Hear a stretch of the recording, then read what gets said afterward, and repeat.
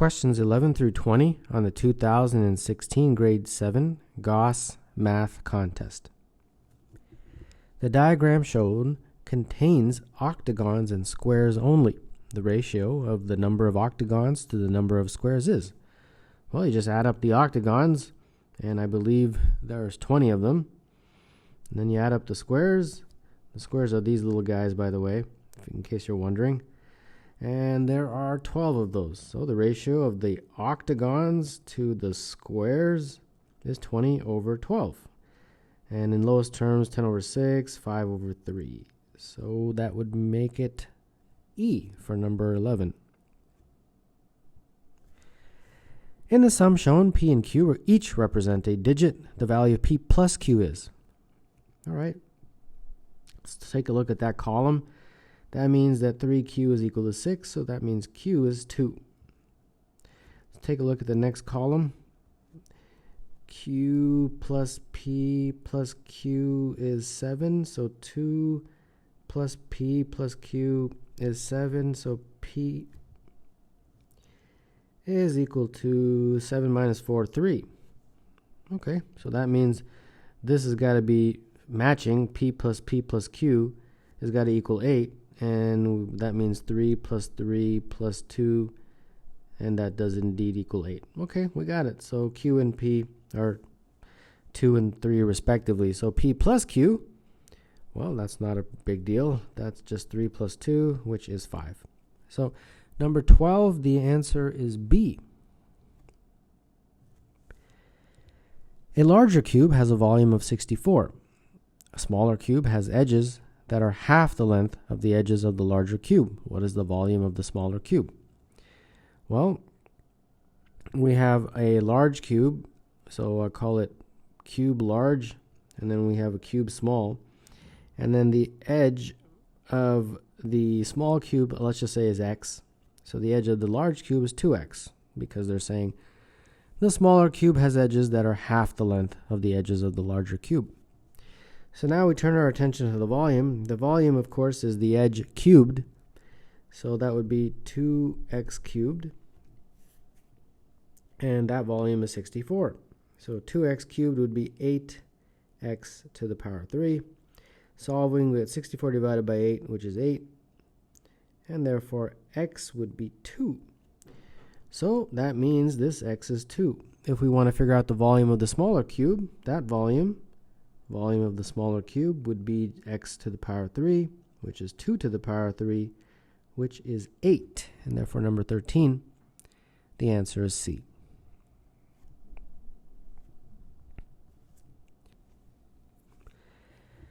Ahmed chooses 2 different items for a snack. His choices are an apple, an orange, a banana, and a granola bar. How many different pairs of snacks could he choose? Well, for the first one, he's got 4 choices, and because they're different, for the second choice, he can only choose from 3. And then you multiply them and you get 12. But 12 is not one of the answer choices, which is a good thing, because you might choose it and move on.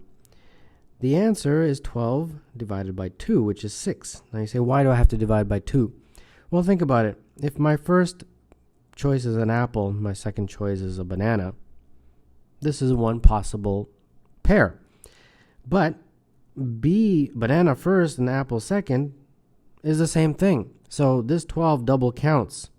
And that's why you have to divide by 2 to get unique pairs. And the number of unique pairs is 6. So number 14, the answer is D.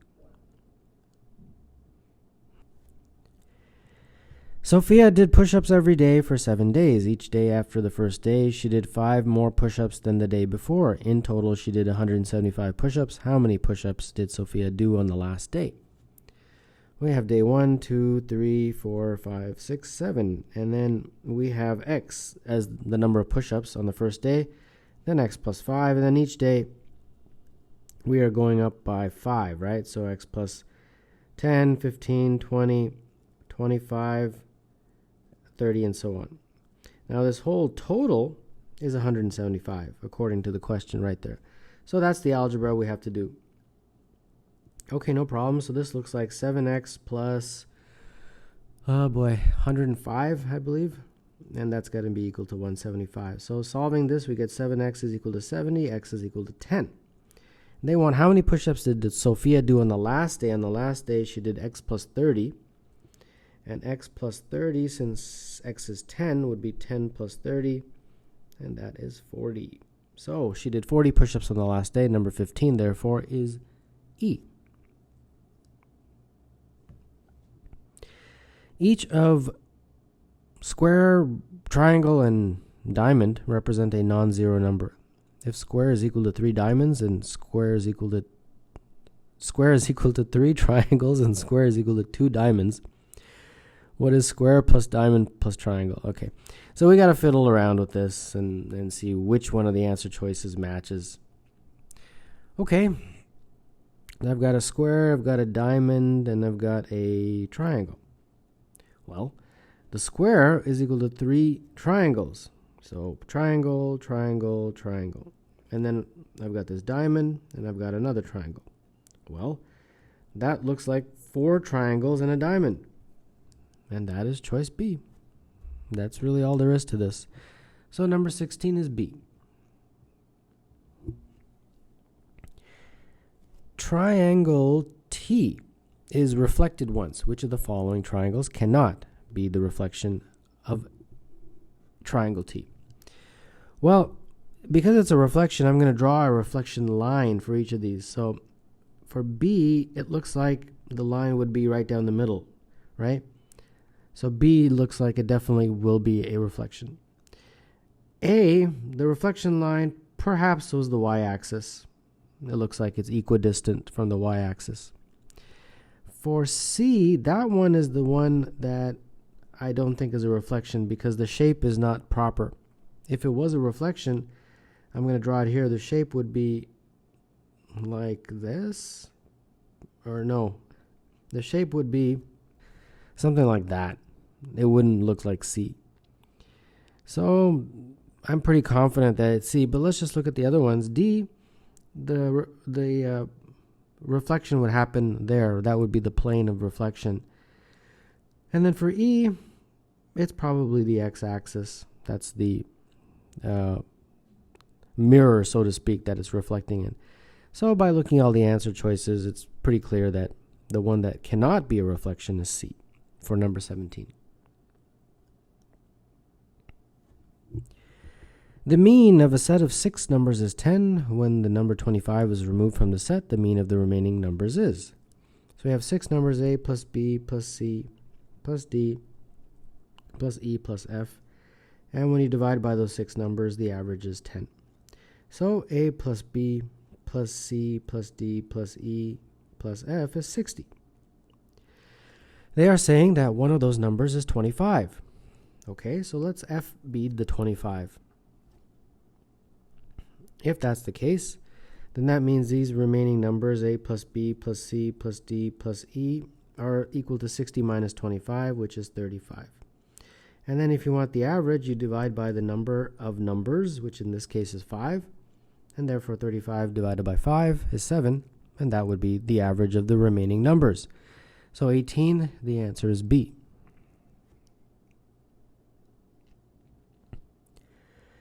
Susie's 5-meter long ribbon has shaded and unshaded sections of equal length as shown. Points A, B, C, D, and E are equally spaced along the ribbon. If Susie wants a ribbon that is 11/15 of the size of this ribbon, at which point could she make a single vertical cut? All right. Well, this is 5 meters, right? So this is 1 meter, 2, 3, and 4, like that.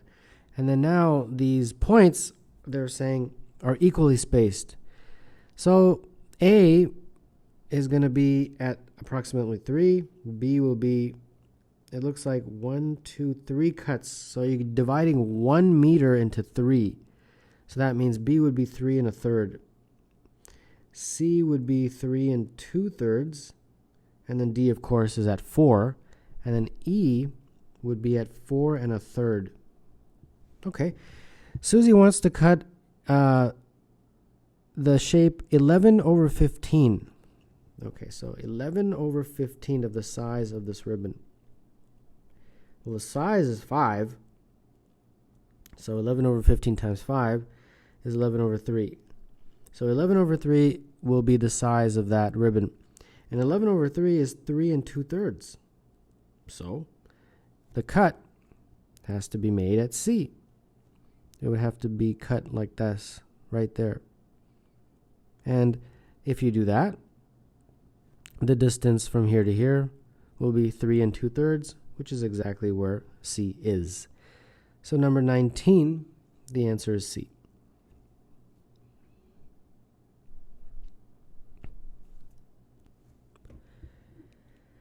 In the diagram, 4 different integers from 1 to 9 inclusive are placed in the 4 boxes in the top row. The integers in the left 2 boxes are multiplied, and the integers in the right 2 boxes are added, and these results are then divided as shown.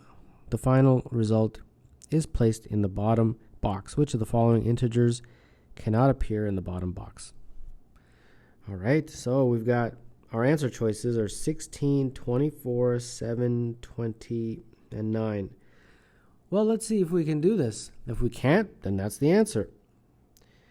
Because they're saying only one of these cannot. Which of the following integers cannot? Okay, so 4 of them obviously can. Well, just fiddle around with this. I'm going to call this A, B, C, and D. So this is AB, and this is obviously, well, that's just going to be C plus D. So this guy is AB over C plus D. So can I get any of these numbers to appear in this kind of form, where the key is that they're all different integers from 1 to 9? Well, let's see. The bottom one, I can't put 1 plus 1 because they've got to be different. So the only thing I can do in terms of the smallest possible is 1 plus 2. All right, so if the bottom is 3, the top in this case must be 3 times 16, which is 48. I've got to get 2 numbers, A, B, to multiply to get 48. That's pretty straightforward. 6 times 8 will do it. And there you go. I just got it in that form. So that's gone. So I hope you see what's happening here. Let's just use 1 plus 2. 3 times 24 is 72. Can I get 2 numbers to multiply to give me 72? And sure I can. 8 times 9. So there we go. 24 is done. 7. Let's keep our 1 plus 2. That seems to be working out for us. 3 times 7 is 21. Can I get 2 numbers to multiply to give 21? Sure. 3 times 7 would do it. 20. Let's skip over 20. Let's do 9. Again, 1 plus 2 and 2 numbers to give me 3 times 9, which is 27. And that's easy. 3 times 9.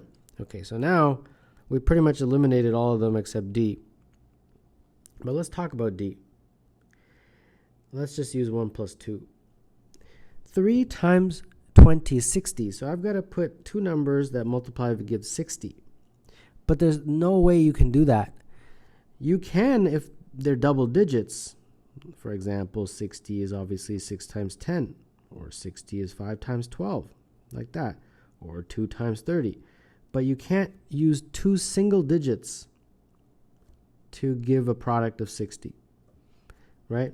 That's not possible if A and B were both single digits. So there we go. By process of elimination, number 20, the answer is 20, and that's choice D.